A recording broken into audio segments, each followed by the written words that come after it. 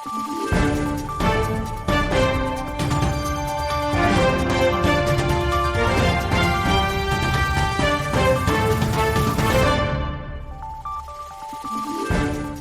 adlaw sa tanang mga Pilipino sa tibuok nasod o sa nagkalain-laing parte sa kalibutan.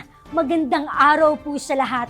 Ako po si Claudette Loreto at ito ang Valiente News. Araw-araw mula Lunes hanggang Biyernes sa ganitong oras ay ibabahagi namin sa inyo ang mga balita at iba't ibang impormasyon tungkol sa Office of the Vice President.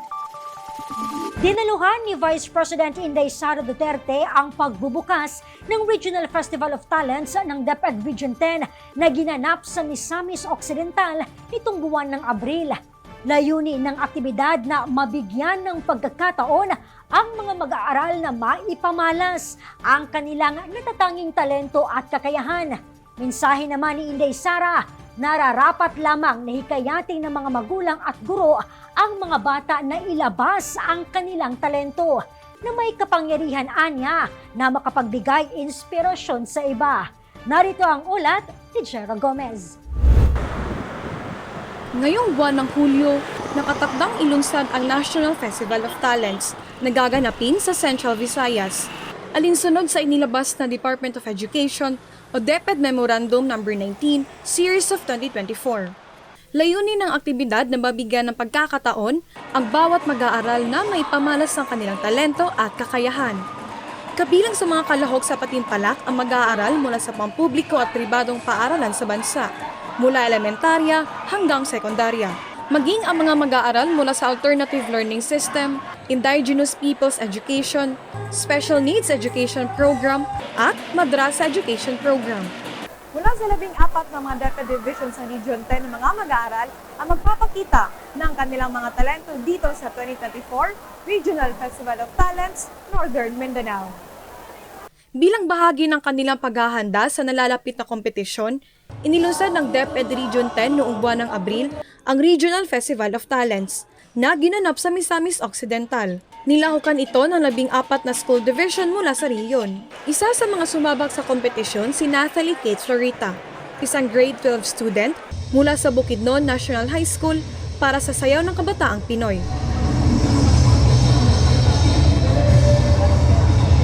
Ayon sa kanya, simula bata nakahiligan na niya ang pagsasayaw.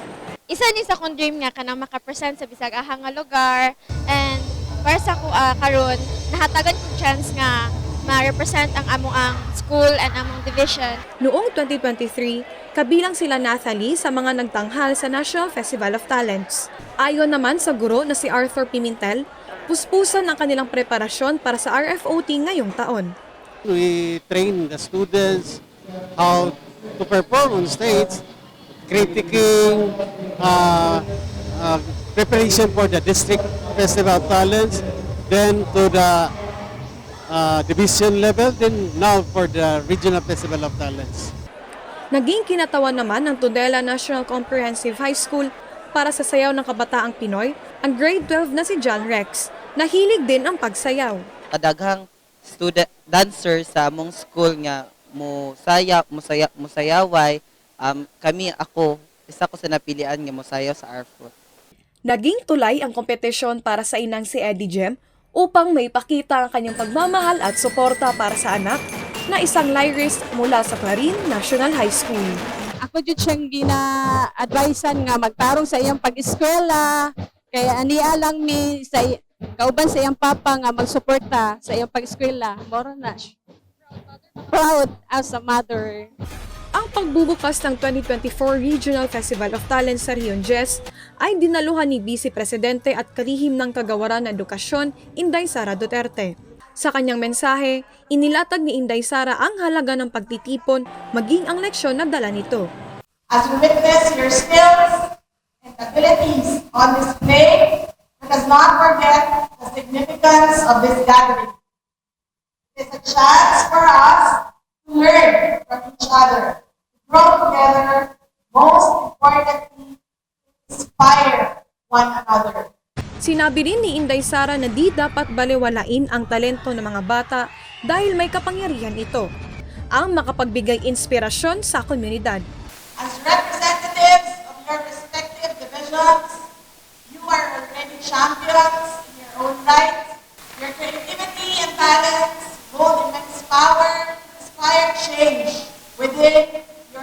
opportunity.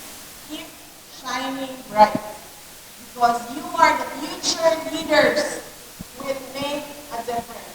Importante rin ang suporta ng isang magulang at maging ng mga guro sa kumpiyansa ng isang bata. Kung ating mga magulang o ating mga guro, meron silang nakikitang potensyal doon sa isang mag-aaral natin ay i-encourage nila at i-inspire nila yung bata na mag-excel doon sa kanyang talent at wag nilang bitawan yung pangarap nila na maging isang champion.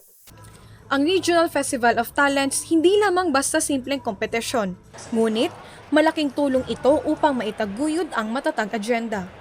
Muli ring ipinaabot ni Inday Sara ang kanyang pasasalamat sa serbisyo at tulong ng bawat guro na tumayo bilang pangalawang magulang at kung minsan tagapagsanay ng mga estudyante. Ang ating mga learners dito, galing na ito sila sa mga classrooms natin, no? So doon nakikita natin yung kanilang kagalingan, nakikita natin yung kanilang mga potential at mga capabilities. So ito sila ay mga learners na galing sa ating matatag na agenda. I will borrow the words of our regional director dito sa Region 10, no? Sa ating Regional Festival of Talents at sa ating darating na Festival of Talents ay dalawa lang ang mangyayari, mananalo at matututo. Yan ang pagdadaanan ng ating mga learners na participants.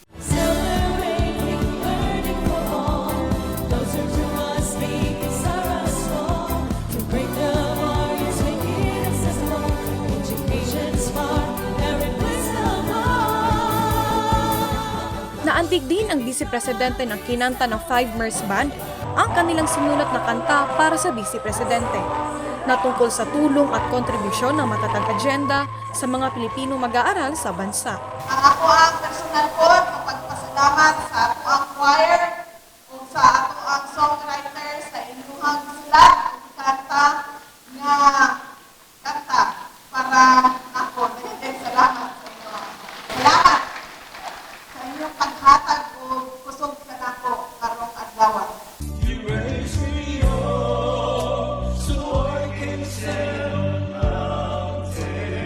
Ang banda ay hindi lamang kilala sa Rion Jazz, ngunit makailang beses na rin itong nagtanghal sa national na entablado.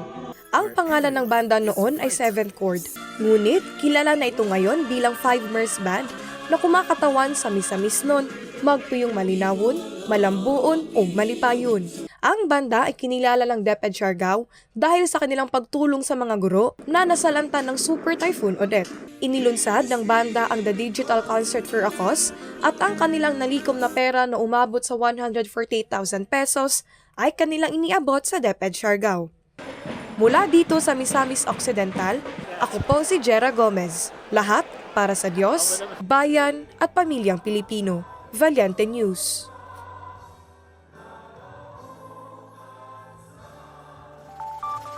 Ang ipinamalas ng mga estudyante na patunay lamang na iba at natatangi ang talento ng mga Pinoy. Sa lahat ng mga kalahok sa nalalapit na National Festival of Talents, remember that you are already a winner by simply stepping out of your comfort zone just to show everyone what you've got. Congratulations in advance para sa inyong lahat. Para sa karagdagang detalye at impormasyon, maaaring bumisita sa aming website na valiantenews.com o mag-subscribe sa aming official YouTube channel na Valiente News o di kaya i-follow ang aming official Facebook page at X. Muli ako po si Claudette Loreto at ito ang Valiente News. Lahat para sa Diyos, bayan at pamilyang Pilipino.